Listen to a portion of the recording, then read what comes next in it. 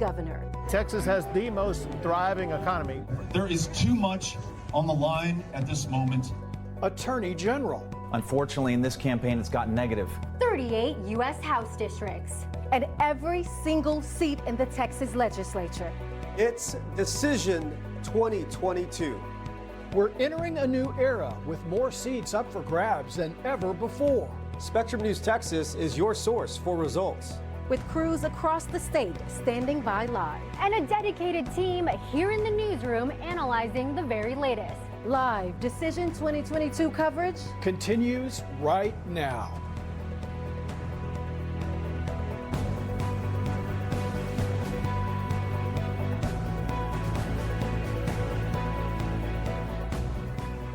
And we are continuing our Texas primary coverage tonight, starting with the Attorney General race. It is hotly contested, much talked about. So I want to show you some early results right now. Now, right now, about 12% of precincts are reporting. And at this time, you can see at the top, Ken Paxton. He has over 179,000 votes at this moment.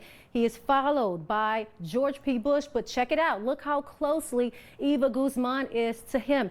George P. Bush has 91,000 votes. Eva Guzman, 87,000 votes right now. Understand, 12% of precincts reporting, still early, a lot happening tonight. Numbers could change. We also want to let you know what's happening on the Democratic side. Right now for Attorney General, you've got Rochelle Garza at the top, 42% of the votes, followed by Lee Merritt with 22%, but very closely followed by Joe Jaworski. Lee Merritt, Joe Jaworski, very close right now, and trailing you have Mike Fields and you have T-Bone Rayner. We want to go a bit deeper and see how these candidates are doing in our various counties across Texas. For that, I want to bring in our Todd Boatwright to let us know what you're seeing. What are you seeing, Todd? Yeah, it's really moving up fast. You know, I was actually checking on Collin County, Ken Paxton's hometown. They haven't really started putting the votes in yet, but they are really moving across the state. Look at Travis County, the state capital. Ken Paxton, well, we did have that one.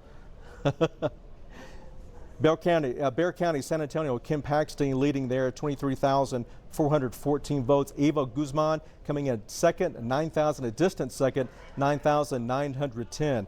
But yeah, we checked with his hometown of Collin County. No results just yet, but it is moving fast, and we'll check in with you throughout the night.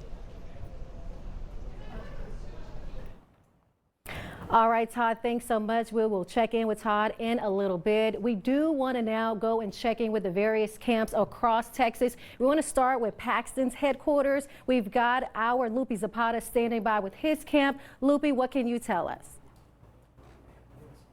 Hey there, Nicole. Good evening. I'm here at the Sheridan Hotel in McKinney, where Paxton supporters are waiting to see just who his contender will be in that runoff that everybody is expecting. Now, we haven't seen Paxton here this evening, but within the last 30 minutes, the crowd here has definitely grown. The room is a lot fuller than it was at 7 o'clock, just when it was supposed to start. Now, we haven't seen Paxton, like I said, here tonight, but he was also not present at the debate we had at Spectrum News 1 last week.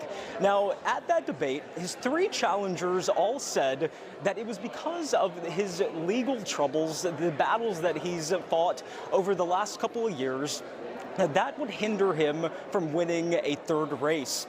Now, in 2020, several of Mr. Paxton's top aides, who were high-ranked lawyers in the Attorney General's office, accused him of bribery and abuse of power in connection with his actions on behalf of a real estate developer and campaign donor.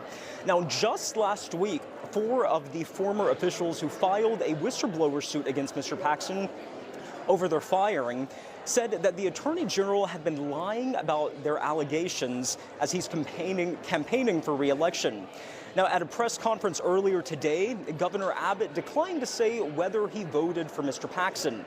Abbott told a reporter that he would not reveal his secret ballot. Now, when asked whether he wanted to say anything about his support for Paxton, Abbott replied, "I'm going to let the voters decide." And as votes are being counted this evening, we'll find out as to whether or not he will be going into that runoff with. Right now, I'm reporting live from McKinney. Lupe Zapata, Spectrum News 1. Thanks, Luby. We now want to check in with Monica Ortiz. She is in Austin, where George P. Bush and his supporters are awaiting the results. Monica, what are you hearing from his campaign, especially now as numbers are starting to trickle in? Yeah, I'm here at a brewery in Austin for Commissioner George P. Bush. He's one of the GOP's for Attorney General, the candidates. We just got the chance to speak to him. We talked to him about some of the results that are already coming in after the polls closed at 7 p.m.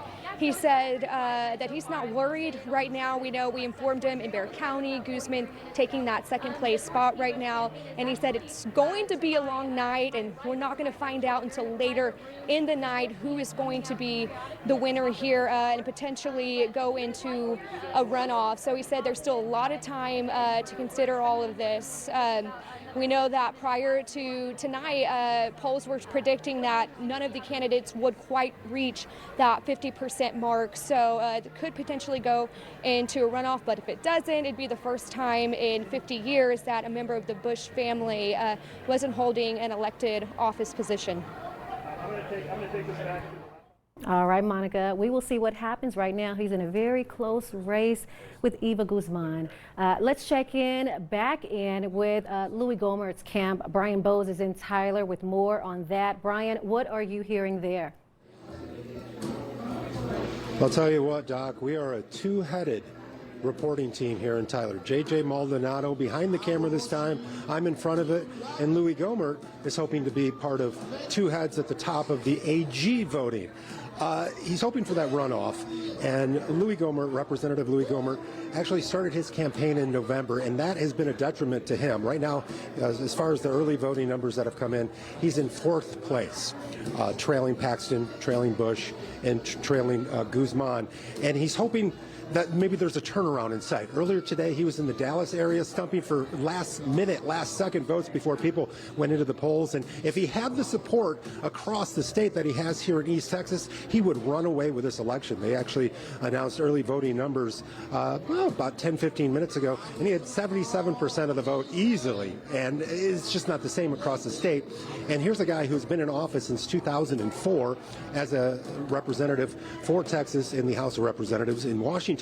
And a lot of people are surprised why he would make this decision to run for Attorney General here in Texas after having so much success and winning easily year after year after year here in East Texas. But he made the decision, and he's really hammered Paxton on some of those allegations that are against him, some of the criminal activity that's been levied against our Attorney General. And he used that in advertisements, and he used that in a way that he would think that people might come towards him because, of course, he's also a big proponent of former President Donald Trump. Trump and him have been good friends, especially when the former president was in office. But Donald Trump early on supported and threw his endorsement towards Ken Paxton. So by then, he'd already endorsed one candidate, and Lou was kind of left flailing in the woods. And that's what we've seen so far, with about 12, 13% of the votes is what he's getting so far, is 12, 13% of what we're seeing, and that's just not going to cut it. So it's looking right now as if Gohmert is going to be without a political home for the first time since 2004. Now, he's expected to show up here at the Smith County Republican Party watch party around 9 o'clock or so, and we're hoping to get the opportunity to get in front of him and ask him some of those questions like, why did you decide to run and what comes next? But for now, reporting in Tyler, Texas, I'm Brian Bose, Spectrum News 1. All right, we are also watching that race at the top of the ticket. I'm talking about the race for Texas governor. I want to show you some early results right now, starting with the Democratic side. You can see at the very top, this is with 20% of precincts reporting. Beto O'Rourke has 93% of the votes. I'm talking about more than 471,000 votes right now. Still early. We'll see how the night goes, but that's where he stands right now. On the Republican side, with 20% of precincts reporting, I will get to that and show you that Greg Abbott has 487. Let's just stop there. Beto O'Rourke, over 700,000 votes. Greg Abbott right now, 487,000 votes. Something to keep in mind for right now. He's got 68% of votes in the Republican primary. Big difference between him and Don Huffines, who has 12% of votes right now. Allen West, 11% of votes right now, with 21% of precincts reporting. Speaking of Greg Abbott, we want to go to our Victor Diaz. He is standing by in Corpus Christi with the governor.